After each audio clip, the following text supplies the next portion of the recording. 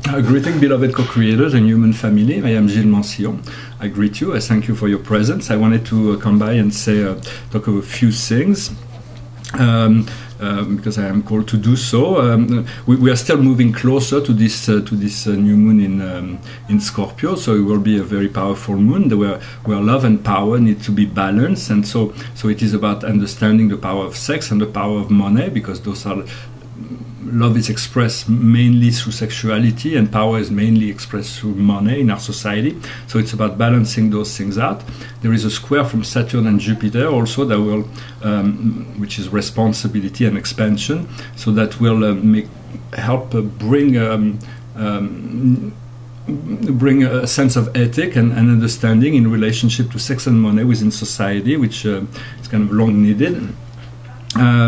I thought to say also, I forgot to say in my last video, that in my own point of view, soon we're going to come into a major breakthrough. The major breakthrough is that science will be able to prove the existence of God. For God has always been here. It is the truth, so the truth has always been there, but our sensitivity was not heightened enough to look into the world of energy to be able to detect that divine presence.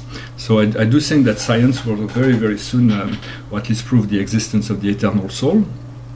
It is our thoughts and emotions that accelerate or slow down our DNA.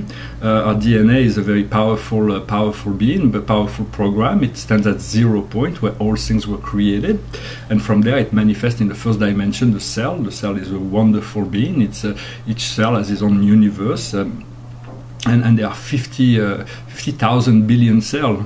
50 trillion cells, yes, within our body. So we have to learn to manage to bring them all into the light, because some of them, they are not all in concordance. Then in the second dimension, this DNA manifests the organs and all the energetic energy of our physical body.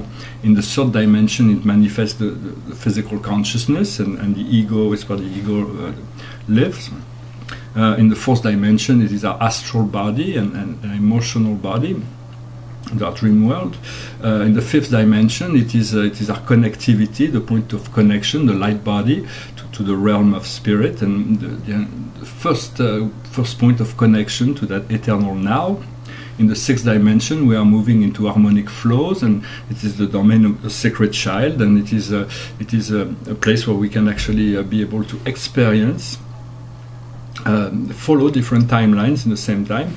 And when we move into the seventh chakra, the 7D, we achieve sovereignty, which is divine sovereignty. It is with the ascended mastery realm, and so it is also where the heart pulse is being conducted. So we all are within ourselves. We already have that sovereign part. We already are sovereign, but our soul have not yet been able to master that. Within it is the human consciousness that drives the boat. So it is very important to be able to navigate your own boat, to drive your own car, because in life, so we're driving our little car in life and in the road of life, and then it's a car that makes noise, and it's pollution and things. But when you move into ascension and your consciousness rise, you move into like the road. You're on a supercar, and you can go fast. You can do all kinds of things that in a safety environment, but you can. Life becomes a lot more comfortable, and then there is times where you have to let go, and at this point you're not in a supercar, you're in a white Rolls Royce, and God is in the driver's seat, and you're just enjoying the ride.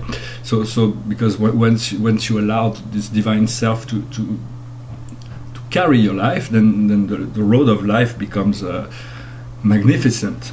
So it is about the time where understanding when we have to lead, when we have to follow. And it's important to distract ourselves from negativity as much as we can. Anything that take our energy away, to find distraction. Eventually we'll discover so that the more we are able to do that, the more we find love, joy, peace, those things that make us feel good. And understand that God is your essence. There is nothing else. There is nothing more essential and important. It's the primal relationship in all life. It's the most important. It's what connects all the other relationships. And so understanding also that God's message and wisdom can be given to you at any time by anyone. Once you become aware of that inner presence within yourself, or you accept that, you will see it reflected in other people as well. Everybody you meet has this presence, and those presence are really eager to communicate with you. This one presence, they're all different spirit, but they're one presence, the Spirit of God that is in unity. And so if the person is very enlightened, he will give you the message through his consciousness. But if they're not enlightened, this divine presence will maybe use one word in the conversation to bring an important information to you, or there will other things, telepathic information that can come to you. So it is important also to enjoy giving, but also enjoy receiving. It is a path of harmonization between the divine feminine and divine masculine. So because a lot of people are enjoying giving, they move into the spiritual ascension path. They give, but they don't feel that they are they deserve to receive, and so they deprive themselves of that, of all that which life can offer. And so also, and the last thing I wanted to say was that the more you are able to shine your life, the more you are able to enlighten the world, the more protection and safety you get from creation. So do not be afraid to show your light, to shine your light, because that's the highest, most potent form of protection you can have in this world. Is if you are protected by God, very little can touch you. And so I draw a card for the already drawn one for the French video, but this is the card for the day from the guide. It's called Trust. So you gotta trust. It's number 7.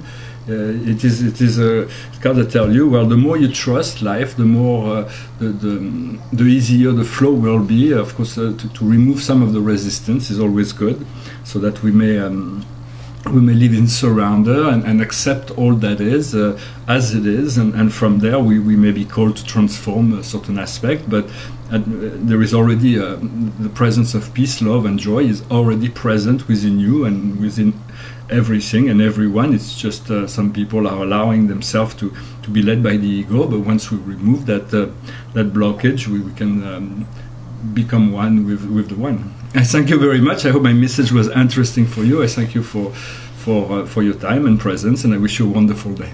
Namaste.